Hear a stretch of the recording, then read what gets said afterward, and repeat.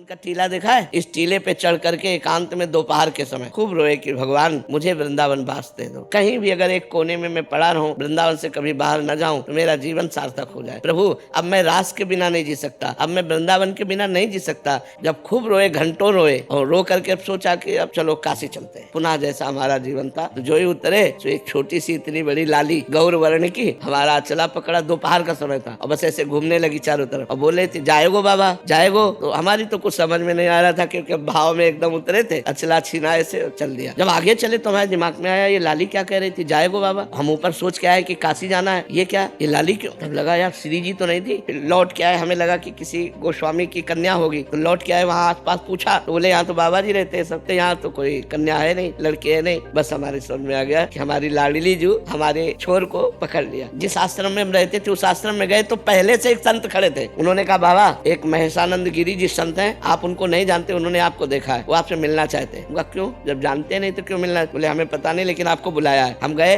बोले वहाँ जहाँ आप रह रहे हो वहाँ अनुकूल आपके नहीं होगा, एक कमरा है एकांत में, आप यहाँ रह लीजिए। आप क्या व्यवस्था लाडली जी की। और आज देख लो सब व्यवस्था होगी। यहाँ वृंदावन वास के लिए एकमात्र केवल रोना ही साधना है कि लाडली जी रीझ जाए और वो पास दे दे तो सब व्यवस्था बन जाए। यहाँ कोई धन बल से वृंदावन नहीं रह सकता क्योंकि पास जब तक नहीं होगा तब तक वृंदावन वास